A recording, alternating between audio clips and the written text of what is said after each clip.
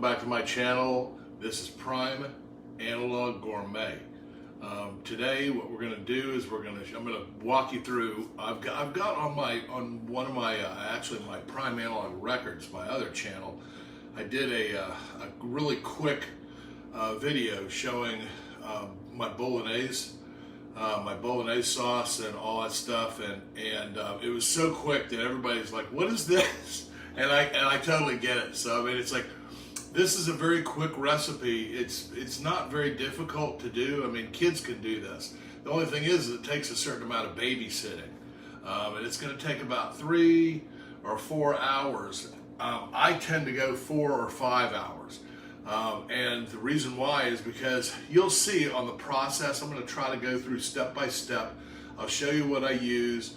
I'll show you what's traditional and what I do to kick it up a notch, which I do. I do it. I've done this so many times through my life. I mean, so it's like old hat. And I'm going to try to stick in captions and things where I forgot to put what I'm using or how I did it or whatever like that. And I'll be pretty comprehensive about it, but you'll see as we go. There is a tried and true method to this, and I can tell you it's the traditional way. I still very much love, but I also love my kicked up a couple of notches way too. So this is the way we're going to do it. So anyway, we'll see in a little bit, and I'll show you what we're going to use. All right, guys, this is what I use here. This is what we're going to use in all of this, and like I said, it's pretty simple. It's pretty straightforward, and I'll show you when we put things in and all this kind of stuff. A couple of non-traditional things are right off the bat are right here. To the most part, in Bologna, where they make this Bolognese sauce, this is where it comes from. They don't use garlic at all. We're going to do it, and this is 7 little cloves. I mean, you can see how small these are. These aren't these big giant cloves. Another thing that this is my homemade pesto, and what we're going to do is we're going to put some of that in. But a lot of it is, you know, if you put it in too early, put this stuff these kind of flavor ingredients in too early, what happens is they just disappear into the sauce, and there's no real flavor component. It just kind of rounds out the flavor. But we're going to do it in a different way, and I'll show you exactly how to do it. I use veal, ground pork, ground beef, and this is 80-20. Then we have some carrots, we have some celery, we have a couple of onions, salt and pepper, obviously. This is pappardelle, which is a pasta that we're going to use. 2 cans of peeled plum tomatoes that we're going to go in. Some Merlot for depth, for body. To the sauce, and also tomato paste and strained tomatoes, which also people call Pasata. So you know, I'll once we get going, I'll show you how we go step by step. All right, talk to you in a bit. First thing I want you guys to know is that I'm making a double batch. This saves really well. You can freeze it, and or you can just put it in the refrigerator and use it for different things like lasagna or other pasta dishes. So that's why I always make a double batch. If I'm going to go through the trouble to do it, I do it this way. All right, so what we're going to do first is we're going to chop up all the vegetables. I hope you guys have a food processor like I do, and that's when you'll see the volume that I'm going to do.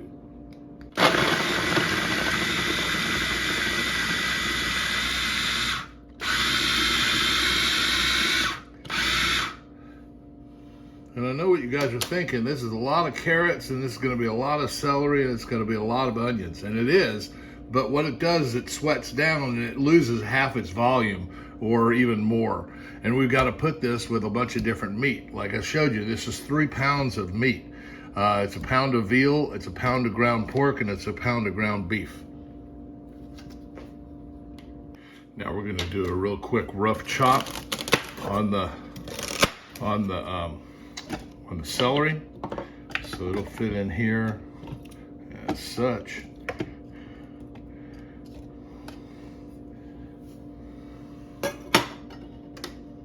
Now we're going to rough chop the onions and put those together in the same bowl with the carrots and the celery that's all been chopped through the food processor. And now we're chopping the onions in the food processor.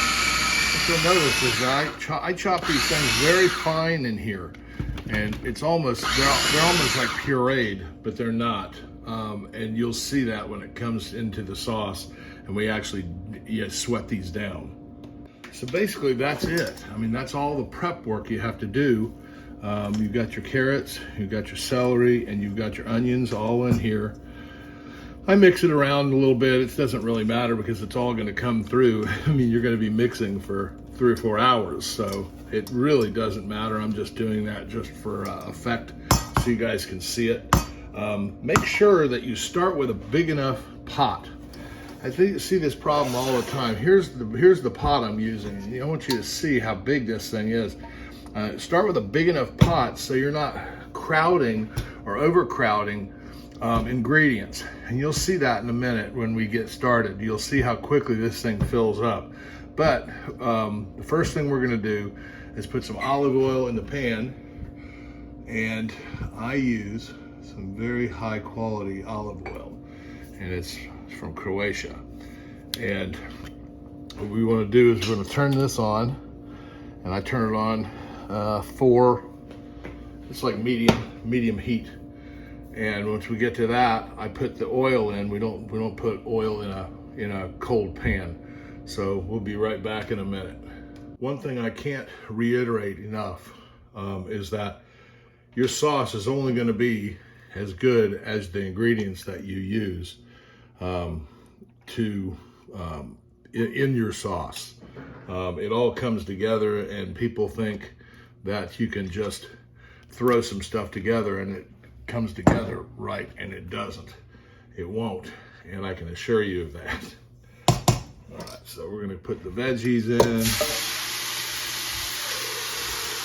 That comes out. We don't waste anything around here.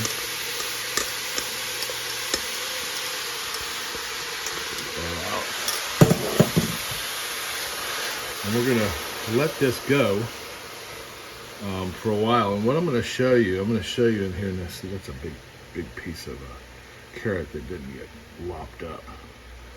There's another one. But this is why we do it this way. Now we're gonna keep this going, and we're gonna do this, and I'm gonna start showing you when we get to a point where I can pull this back, and you'll see this liquid that just forms in here, and all this liquid has to go away before we actually add the meat. All of this is in a progression, and you'll see how as it goes. This is the time we want to salt this, and you'll see that I'm not really using a whole lot of things outside of my, as far as my measurement technique. And the reason why is because I've been doing this for so long. It's just I'm pretty close to where I'm going to be. But we don't want to over season too much right now, and the reason why, put some pepper in here too. The main reason why is because we're going to be seasoning along the way for taste. And remember, this is a lot of veggie, it looks like, but it really will not be as we go. It sweats down, and you'll see in a little bit when I show you again. Now this is what I call sweating. Look at all that moisture coming off of these. So it's going. It's going to take a little bit. I'll be right back. All right, so we're getting there now. It's taking about 10 minutes to sweat this down, and now you can see it starting to stick to the bottom. See how that is right there? It's sticking a little bit to the bottom because it's caramelized so much. Okay, and we've sweated this all the way down. So what we're going to do now is we're going to deglaze this.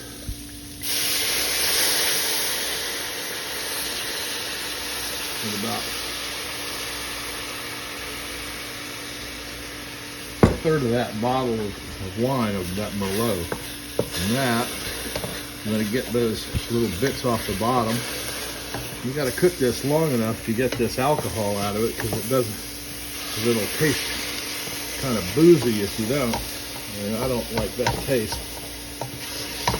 I'm going to do the same thing. See how I'm getting all the bits off the bottom?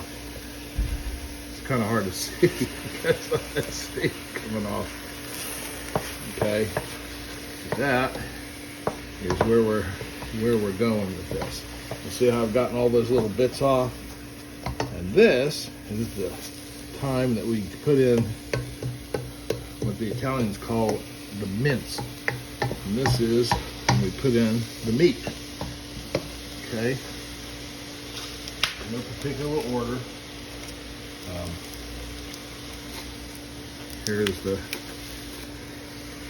beef.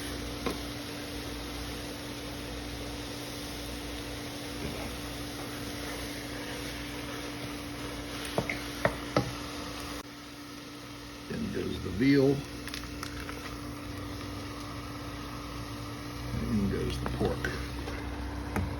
Take that sheet off of there. Discard all of that. Now we just start mixing it. What we're trying to do is we're trying to break it all up, get all of it incorporated together with our vegetable. And that'll take a while. And what we're going to do is we're trying to brown off this meat and get some color on it. And then we'll be back. As you can see, I've incorporated that now. And it does take a little work. We're going to put a little bit more salt in there now, a little more pepper in there, about the same as what I did with the veg. That's an awful lot of meat. Think about it, 3 pounds of meat, that's a lot. All right, so what we're going to do there, put the pepper in here, fresh ground pepper.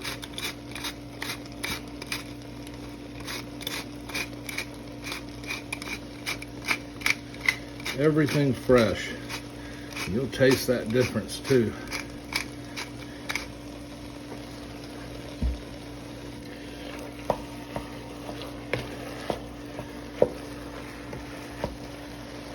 All right, so you can see all that liquid here. All that's got to be evaporated. So we're almost there. Just a little bit more. A lot of people ask why you use veal and you use pork and you use beef, and the reason why is because you're creating depth. The depth in your sauce. Remember, this is a meat sauce, and we're trying to get all that moisture gone right there. See all that moisture right in here? Kind of hard to see with all that steam coming off, but we're going to get all that gone, and then we're going to deglaze the pan. So give it a few more minutes. And as you can see, this is labor intensive, but it's worth every bit, and that's why we do a big batch, because I'll probably make lasagna with it and other other things that have the meat sauce with it. So come back in a minute. Okay, so we're just about there. I want you to see the consistency of this and the color of it. You see how this has got consistency like this, and you can see I've broken most of the big chunks.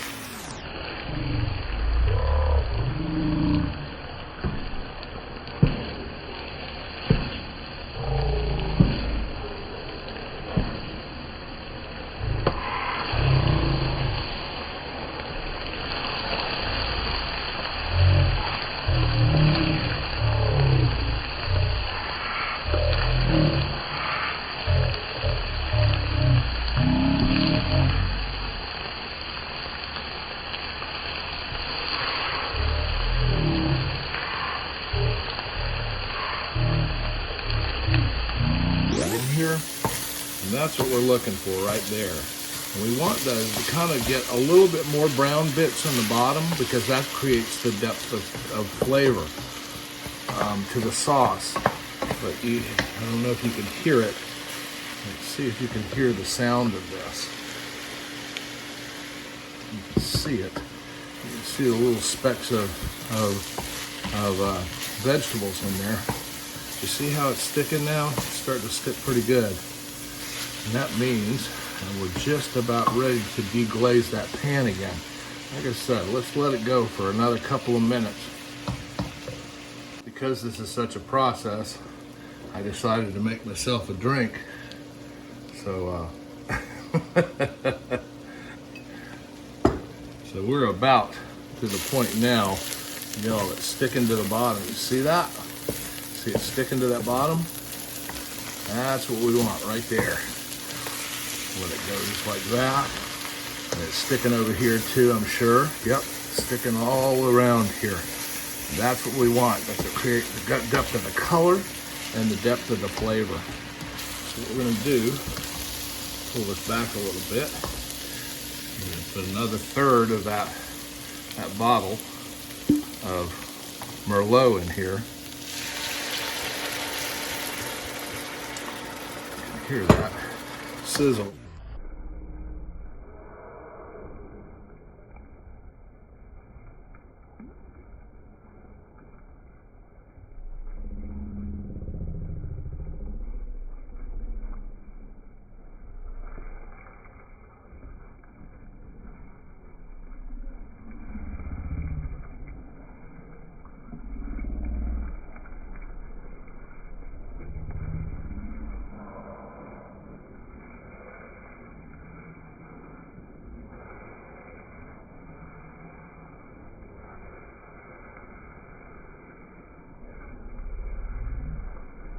Because this is such a process, I decided to make myself a drink.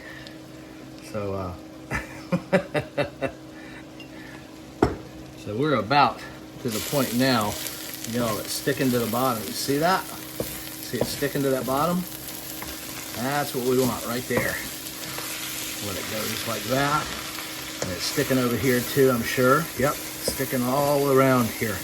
And that's what we want. That's to create the depth of the color and the depth of the flavor. So what we're going to do, pull this back a little bit. We're going to put another third of that bottle of Merlot in here. You can hear that sizzle on this. Now you have a good, nice wooden spoon like this is. You can scrape all those bits off the bottom. Very important to scrape those bits. We're going to cook the alcohol out of this out of that Merlot in here. And when you get those bits up like that, a little bit more.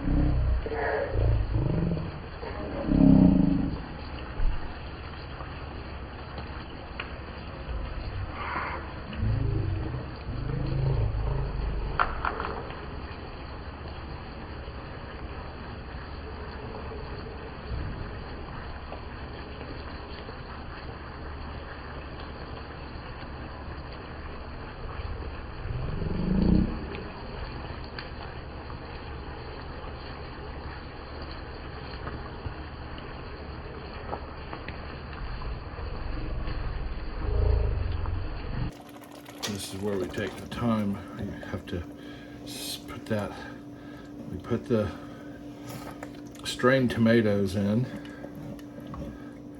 which is the passata. Okay, got that. That's all incorporated. Now what we're going to do, we're going to put a can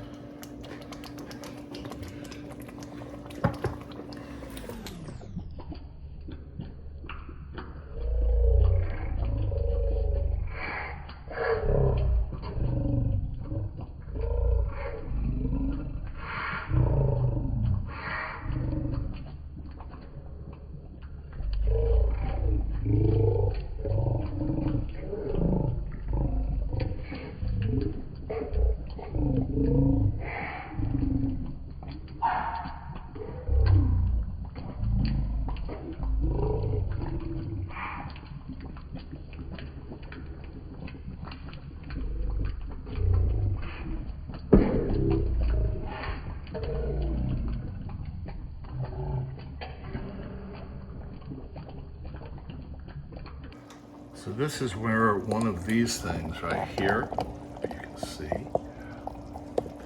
this water kettle, it's an automatic water kettle right here.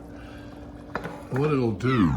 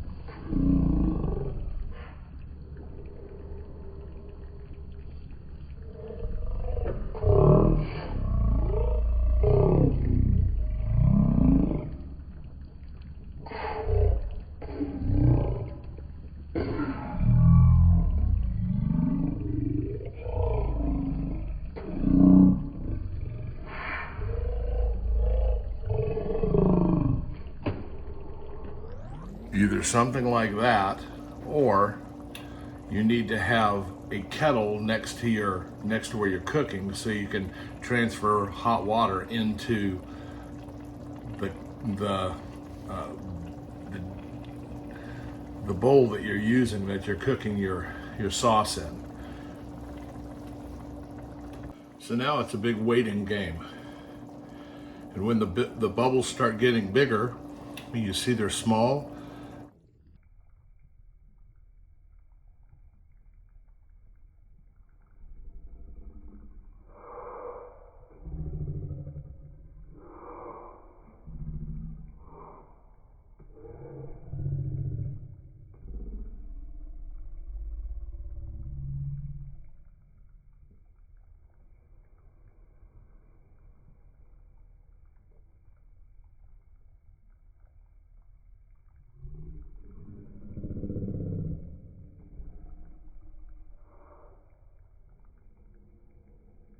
Is dehydrating the sauce. You want to stir this probably about every 15-20 minutes. So I'm just moving that around like this.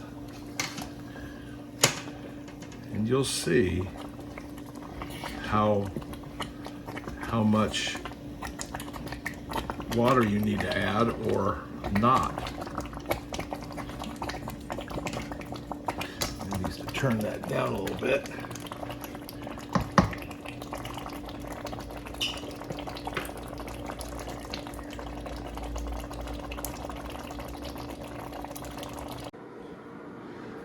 So it's starting to pop larger, so what we're going to do, we're going to put some hot water in.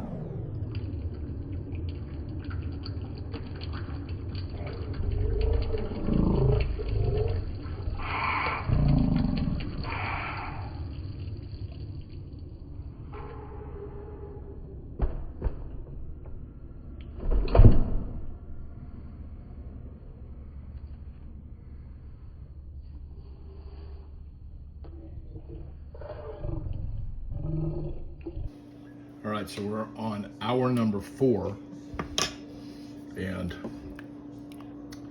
I just added some water. I've added probably a total of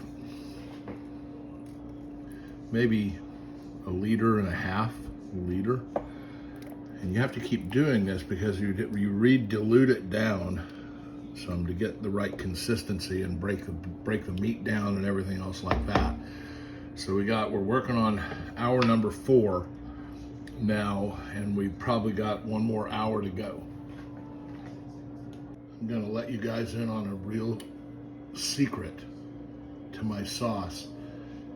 And what it does, it adds depth to the sauce itself.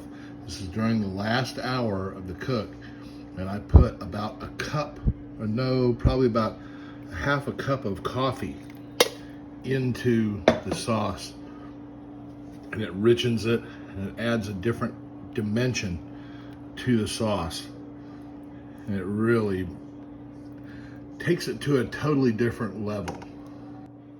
Also, during the last hour of cooking, this is where I add a couple of tablespoons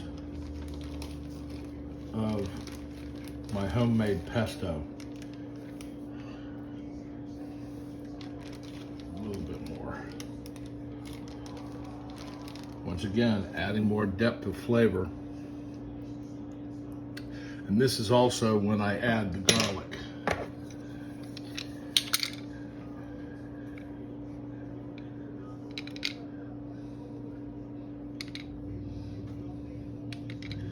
What I do is I don't chop it.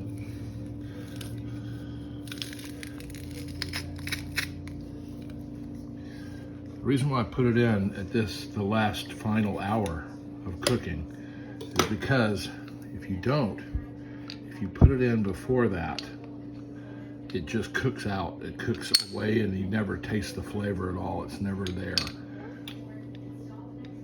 So there's all the garlic that we're pressing it in, cutting it off. Now you get the oil and you get a little bit of the pulp, but it pretty much breaks down what's left in the sauce. Stir it through. Get ready to wait some more. Okay guys, so this is what you've been waiting for. This is 5 hours in, and this is what it looks like. Look how glorious that is. So let me plate some, and I'll show you what it's supposed to look like. Okay, so this is when we put it all together. This is the kind of pasta you want to use. It is made from semolina and water. That's all it is. Make sure you don't go with the egg noodle one. Pappardelle is very easy to find in egg noodle form, but it's very slippery and it doesn't hold up to a hearty pasta or a hearty sauce or condiment, as we call it, as this kind of pasta. Spaghetti is what a lot of people use, and I see what we're going to do here. The first thing we're going to do here is we're going to salt this water. We salt it with rock salt. It's a coarse, it's coarse sea salt, and it doesn't have iodine in it. And what we're going to do is we're going to stir that through and get that incorporated. And then we're going to take a couple of nests of this pappardelle. We're going to do a smaller one there. And then what we're going to do is we're going to get that to al dente, almost al dente, but not all the way. We're going to do, we're going to put some of our condiment. This is the sauce we just made. I'm going to put a generous amount. in the bottom of the pan here. What we're going to do, I'm going to turn this to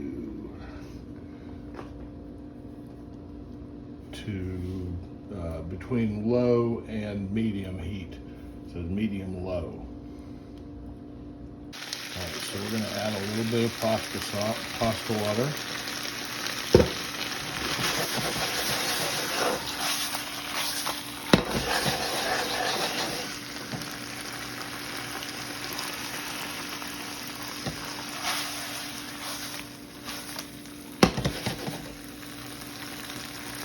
The condiment and the pasta are insieme, which means in Italian it means together.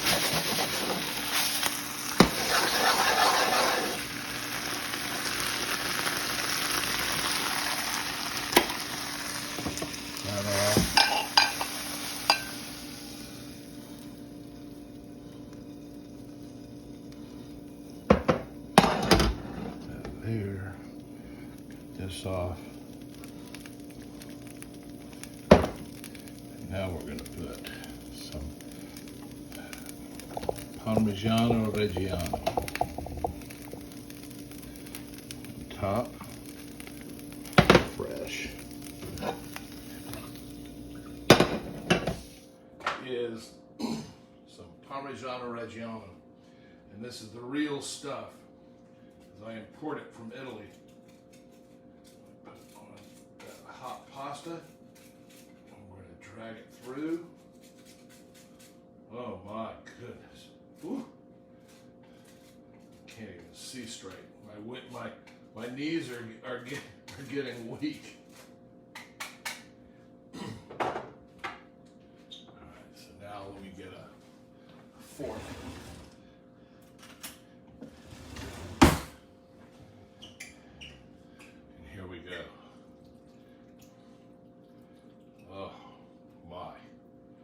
Goodness.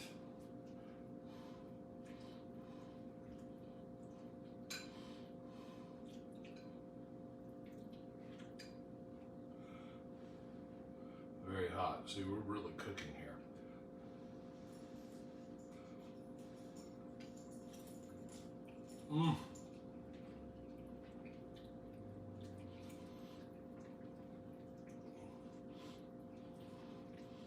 It's hard to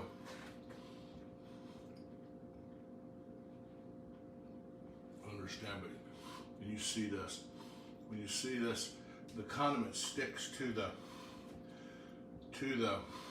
well, meaning the sauce sticks to the noodle when you've got a good hearty noodle. It's perfectly al dente. Just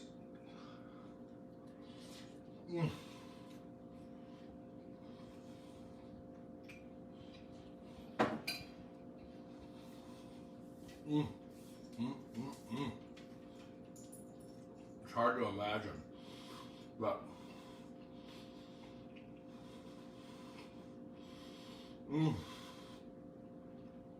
the culmination of flavors that all come together when you've done this right. And I'll be able to just pop, like I said, I made a huge amount, so I'm going to freeze some. So it makes it very easy for it to reheat. It doesn't lose any of its balance or any of its problem or any properties, just as long as you cook your pasta fresh. I don't combine all my pasta and all this stuff and then put it in the refrigerator.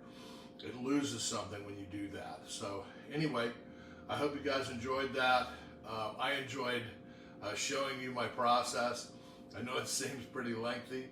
The thing is, though, it's a labor of love. Your family will love it. I promise your friends, your family, everybody's going to love it. So I'll talk to you guys soon, and all my best.